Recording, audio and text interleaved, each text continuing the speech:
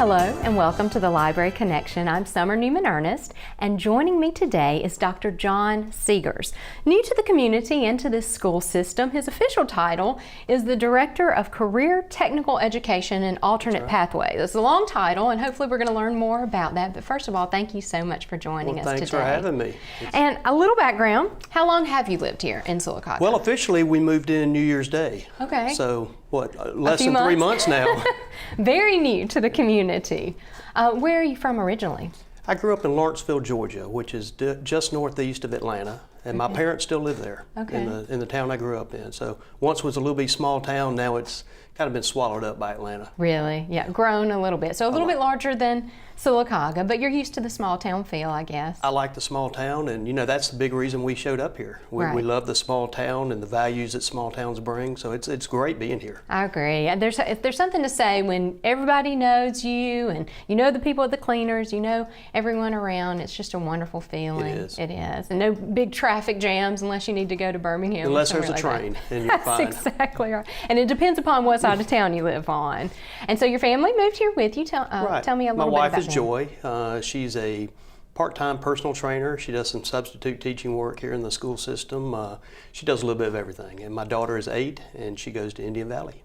Mary Grace, and I know she and Payne have become fast friends, just a precious family, and as always, we're excited to have new people here in Sylacauga. And so what exactly brought you to Sylacauga? Well, I was teaching in the Auburn school system. I was a new teacher, an old new teacher.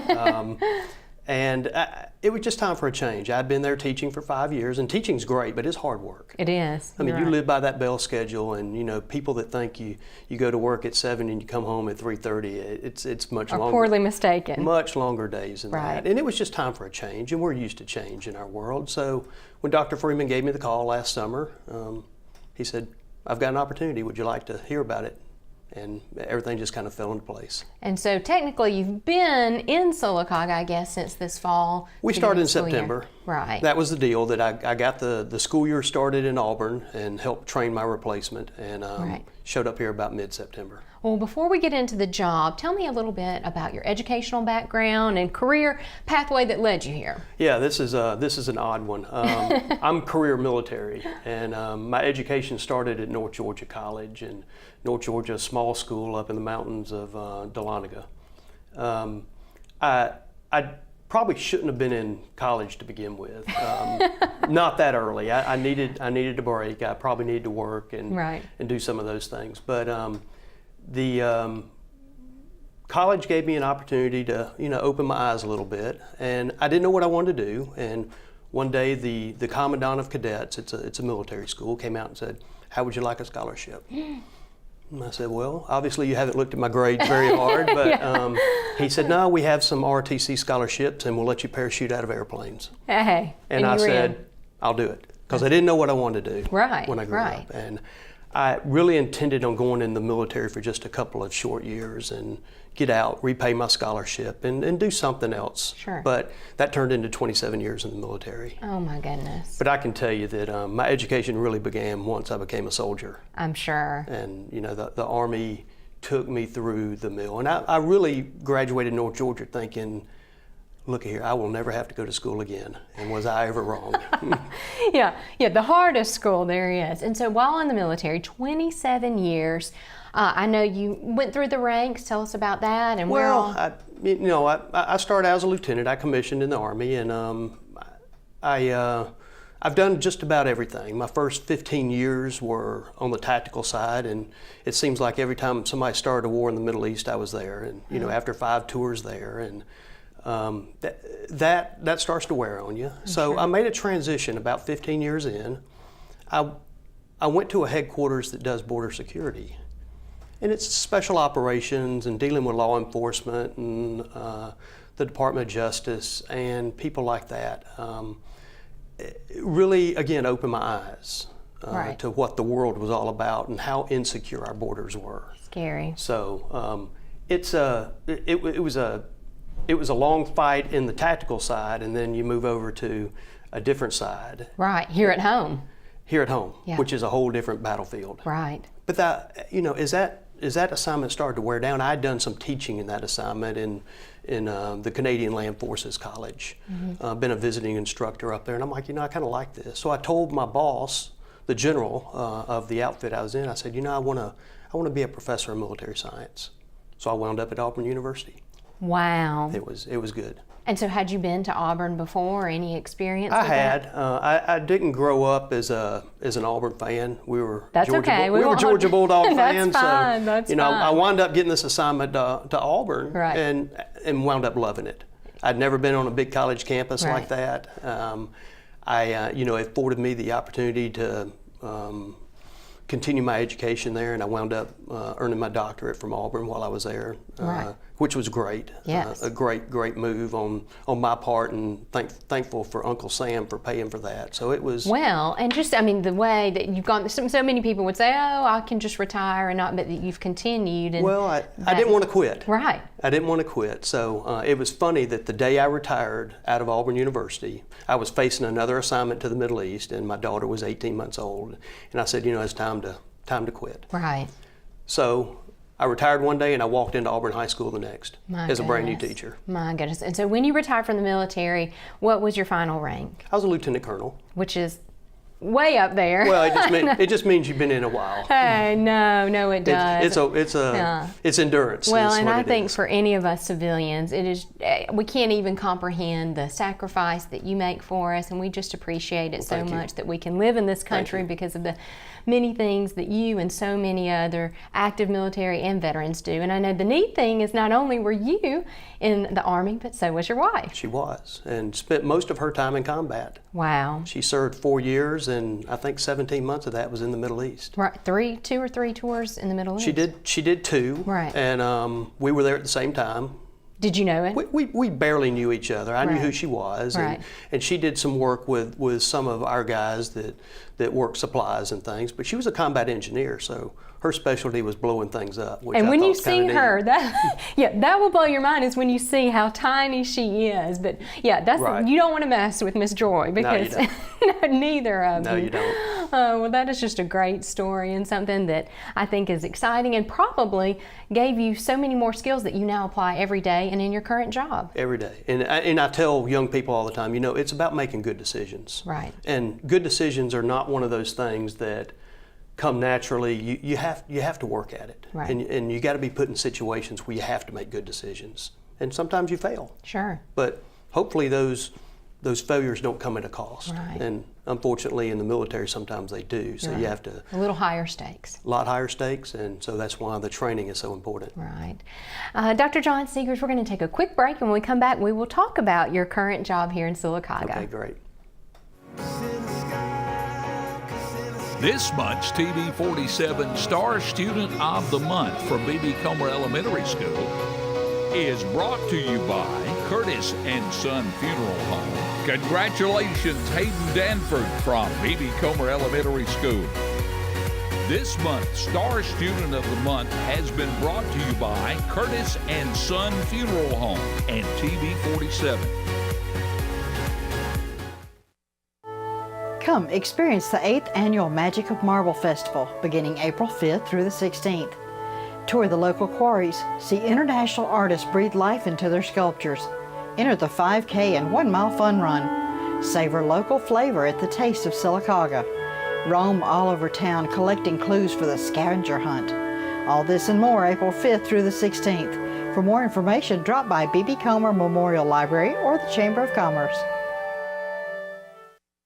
This month's TV 47 Star Student of the Month from Fayetteville School is brought to you by Survival Prepper 101 and State Representative Ron Johnson.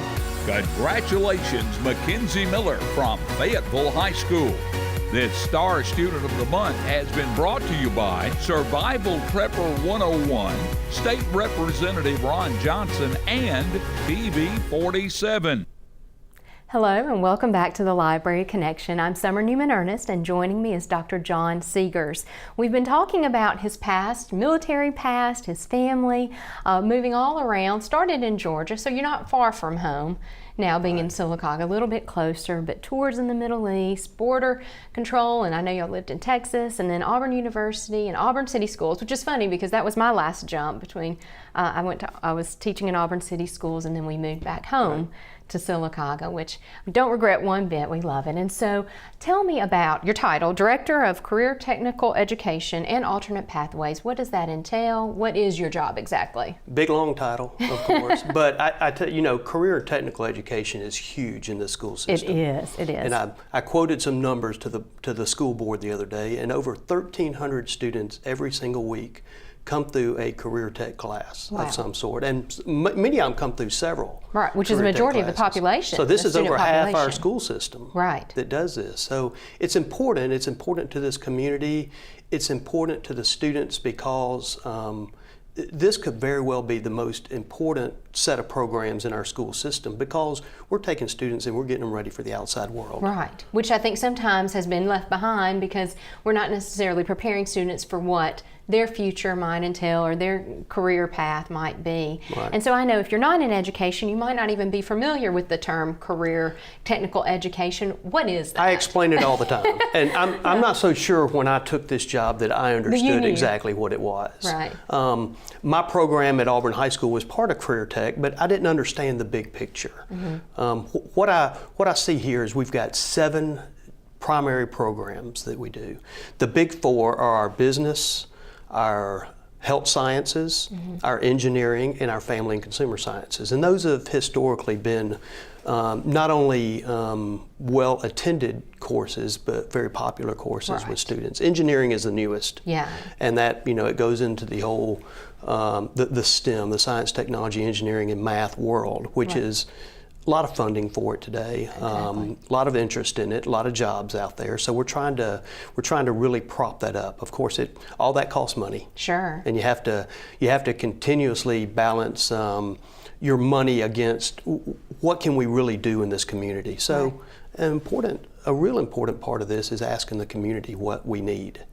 And you go to those business leaders, those industry leaders, and say, what kind of product do you want from a high school student? As a graduate, exactly. And if I'm wasting my time teaching this course, tell me, and we'll teach something different. Right. So it's all about community. Which is brilliant because I think for such a long time you had education and then you had the business world, but to actually have that connection is important because maybe you don't need to learn these skills that we taught 20 years ago, or my business consisted of typing or home ec where you're cooking, and it's great and I appreciate that, but now there's other things that are offered that are actually going to be marketable as these kids graduate. They are, and it is increasingly difficult to keep up with the market. Things change every single day. So every year you've got to reevaluate what your programs look like and then what do you want to teach the next year. The other thing we're doing is we're surveying students starting in the 6th grade. What is it you want? Right. What do you want to see? And you get all sorts of answers you didn't expect sometimes. So, we're looking into those things too, and what can we do within reason? Right. Well, and I think especially with technology and changes in education that you have to have that engagement with students, so it has to be something that they're interested in, and then hopefully they can find that passion and then, find a career pathway that's going to lead them into something that they not only enjoy doing, but they're good at. And it's funny to watch them develop too. You can ask a 6th or 7th grader what they want to do when they get out of high school, and you get everything from fireman to astronaut to pro football player. And those things are entertaining, but you kind of have to redirect them and say, Let's be realistic. Nick Saban may call you one day and want you to play football, but he may not. So do you have an alternative? What is it you like? Right. And it's interesting what you discover because they all have likes and things, and you just say, okay, we can develop that. Well, and I think that's wonderful with health sciences, for instance. Someone wants to be a nurse or doctor, and then they get in there, and the sight of blood, makes them weak in the knees. And so instead of, putting their whole tunnel vision on one thing, they can go ahead and figure out maybe that's not the right direction for me. And we see that a lot. Right. But, we do internships in the hospital.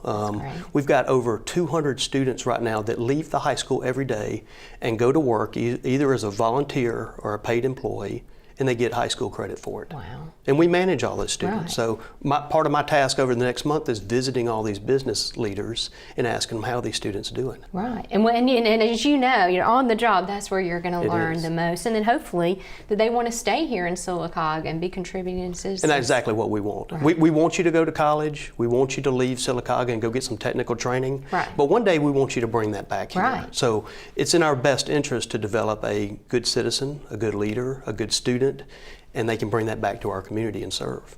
And I know that there's been numerous awards on the business side and with our career technical program, Sure. and so that you're just continuing to lead it into the right direction. What are some new things on the horizon? Well, I tell you, technology is a big one. You've already mentioned it.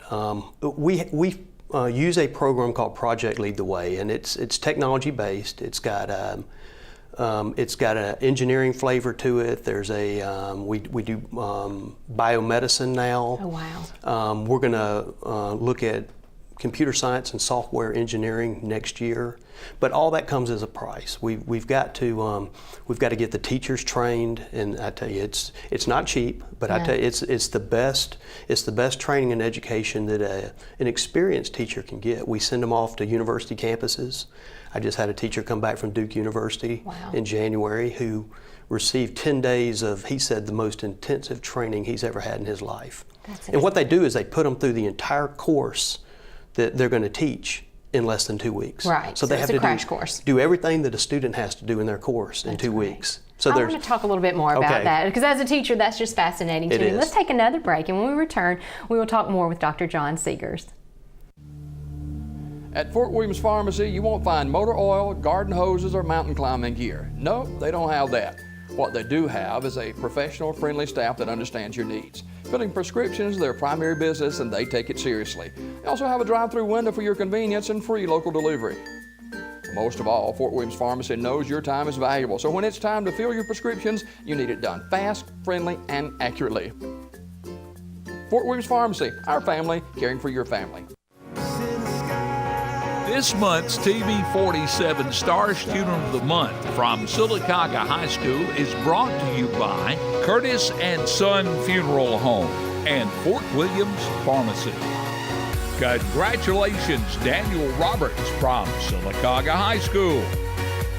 This month's Star Student of the Month has been brought to you by Curtis and Son Funeral Home, Fort Williams Pharmacy, and TV 47.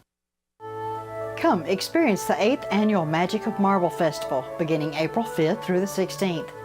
Tour the local quarries, see international artists breathe life into their sculptures. Enter the 5K and 1 mile fun run. Savor local flavor at the Taste of Sylacauga. Roam all over town collecting clues for the scavenger hunt. All this and more April 5th through the 16th. For more information, drop by B.B. Comer Memorial Library or the Chamber of Commerce. Hello and welcome back to the Library Connection. I'm Summer Newman-Ernest, and joining me is Dr. Jon Segars, the Director of Career Technical Education and Alternate Pathways. He's been telling us about some of the exciting things going on with Sylacauga City Schools. Exciting as a former teacher, exciting as students coming up, preparing them for future career pathways. And so you're talking about that project Lead the Way. I tell you, it's great. The neat thing about it is it's teacher development that we can't do at home. It's all set up for you. They go to a university campus. We're going to be sending another teacher to Auburn this summer for engineering, and one to the University of Alabama for computer science. So when they come back, they are fully equipped to dive right into these courses. Well, and that's wonderful, because just because you went to, got your degree in education or your master's or something so many years ago, heavens, it has changed so much. And so you have to be adaptable and evolve as an educator in order to fulfill the needs of these students. And some school systems will put a lot of money into equipment, and we have lots of equipment. Right. It always has to be replaced and upgraded and stuff like that. But we believe that the most important thing we can do right now is develop our teachers and keep them here in this community. I agree. Because it's a tough market out there to find teachers. Sure, and especially in certain subject areas. Certainly. But yeah, that's exciting, because that's where it all starts. It really does. And anybody can think back to a teacher that's had influence in your life, and you don't realize the many lives that you touch just being an educator. That's very true. And so alternate pathways, I know that was the second part of your title. What is that? This is an idea, and it's a growing idea in the education business, that students don't all learn the same. Now, we've known that for many, many, many years. But now we're starting to make some changes in our education system to identify what those needs are and how those students can best learn.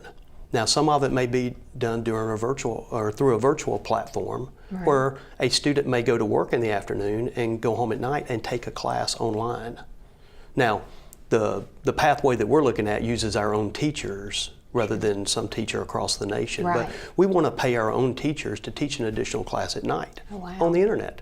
Wow. But some students need that. They have family issues. You know, they may have illnesses, their own personal illnesses that keep them out of school. So it'd be nice to offer those kind of things to students. You know, and it's just the way of the future. It is. I mean, colleges do it now. Industry, businesses do it now. So why not public education offer that to our students? Well, and we're so crunched for time, and you see many young people who have, you know, responsibilities that we can't even imagine. And so, you're right. And so to offer that so that they can continue that education, and I'm sure that improves dropout rates and everything along with that. And some students just learn better that way. Some people can sit in a classroom and do it just fine. Some just cannot. They can do it at strange times. And we all know that, you know, young people can do it in the middle of the night, 2 or 3 o'clock in the morning. Not I. Not I either. Early to bed, early to rise. I think that's exciting, and I think it's just great to see the changes being made, and that we have to keep up with current times and to make sure that our students are on the same level as everyone else around the state and nationwide. That's right. Give them the same opportunities that everybody else has. Well, I know beyond the classroom and education and all the training that there's been facilities, updated, new. You just had the open house. We did. For the school board. In the new central office, which of course I came in and walked into the old it was old Board of Education structure up there, and the first thing Dr. Freeman told me, he goes, "We're moving out." And I'm like, okay. It was much needed. It was beyond repair. It was. And he, of course, has made some very wise investments in the downtown area. And I know he's talked a lot about it in the community, but I bring people in there and they're wowed. They're like, this is beautiful. It really is. It's a beautiful Well, facility. and that was so exciting to me too, is to have it here on Broadway. We've got our library, you know, now all the way down. And to use an existing building that was just sitting there, that has special memories for a lot of people in the community too. And great reference points too. I mean, you can tell them, we're right down the road from the library, that other beautiful structure down there. Exactly. And beautiful marble on your facade too, that of course we love. And it keeps people, you know, if they're coming for a meeting or just people working there in the downtown area, and so they're eating there or going to the coffee shop. And the good news is we have space. You know, our whole downstairs is just conference area right now. That's great. Where, you know, all sorts of people can use that. And we want to provide that for the community. That's wonderful. It is wonderful. It really is. And so I know that if you drive up and down Highway 21 or Broadway, you've seen the stadium renovations that are starting. It is. And you know, and for people who grew up here or went to Comer to Sylacauga, that has a special place in just about everybody's heart, the stadium, and so it's exciting to see the changes. Another one of those small town things. You know, people migrate to the stadium. That's just, and it's beautiful because it's right across the street from the high school, of course. But if you've driven around there, you've seen just the work going on, not only the front side where the bleachers and the concession stand and locker rooms, but you know, all the way on the practice field on the back side. There's a lot of construction going on there. It's going to be quite nice. And so will that be completed by football season? It will. We hope We're going to play football there, one way or another. So. There will be a field and there will be football played there. We are. Yeah, well, it's exciting, and and there's even still high school renovations going on. There are. I don't know what phase this is in. Well, now because it's and I get confused in the phases sometimes too. Of course, Matt Hubbard is the expert on that, but great. I've heard him speak on that topic several times, and it's just wonderful how he's phased all these things in without disrupting education. Right. Yes, school didn't have to be moved into trailers. It didn't. Which so many times does when you have all of that. But it was just a seamless transition. You know, just a wonderful operation there. I know that, you know, we're close to opening the library and the gym, the second gym. Some people call it the new gym, old gym, and how that gets confusing here. But you know, I've been in all these facilities and looked, and they are close to being finished with all of it. So that's great. It's going to be a world-class facility. It is, and I think, you know, in recruiting people to live here, or you know, maybe they have a job, that's just as important, because that's the first thing you see is the facilities, and if that looks run down or not, you know, up to a different school system that maybe they've been in, then that's going to be detrimental to us getting people here. And back in the summer when I brought Joy and Mary Grace here to take a look at the town, the first things we saw were the schools. And then we saw, you know, the beauty of City Hall and the library, and it's like, wow, this is nice. This is really nice. So it's got that appeal. It does. It does. You know, we always have said it's the best kept secret, but our goal is that it is no longer a secret, and that through our school systems and through new businesses, the library, Marble, that we are just promoting Sylacauga and just encouraging more and more young people to come here and settle and raise their families. I think we're on the right path. I think so too. I think so too. And so you've been here for a little while. What is your favorite thing about living or working in Sylacauga? You know, I like the small town feel and just the values that come with it. I agree. You can just feel it every day. Every shop you walk in, I walk in a lot of shops now and visit with people. It's just, you can just feel that set of values. Right. And I feel like that people that live here love Sylacauga. They do. Right. They really love it. Yeah. Love where you live. We say that all the time. Okay, so you've told us about your military background history, which I think is just interesting. And like I said, we're so appreciative for your service and for Joy's service. But what is a little known fact about you? Is there a little known fact about you? There is. I mean, it gets out sometimes, but I like yard work. You do? And my own yard. Right. Oh, I was about to say, come on down. Well, it's just kind of my release. Right. I can go out there and, you know, the phone's not ringing and I'm not getting email, and I can just think. Right. And do yard work, and you know, people laugh at that sometimes. I'm like, but you got to have a release somewhere. Sure, exactly. And I do. I think you know, and it stems from my background. My father's a gentleman farmer, and he gets out there on his tractor for 6 hours a day, and we wonder why. Right. Well, I know now. It's fun. That's what he does. Well, and you need, like you said, you need a release, and so that's great. So we expect you to be, you know, winning the yard care, loving care. I don't know about that. I'm keeping my weeds beaten down right now. Hey, that's enough right now. I understand. I wanted to quickly mention that the Marble Festival is coming up, and this will be your first Marble Festival. Looking forward to it. Something that I'm strongly passionate about. It's the 8th annual Sylacauga Marble Festival, and we have visiting sculptors every year from Italy, from our sister city, Pietrasanta.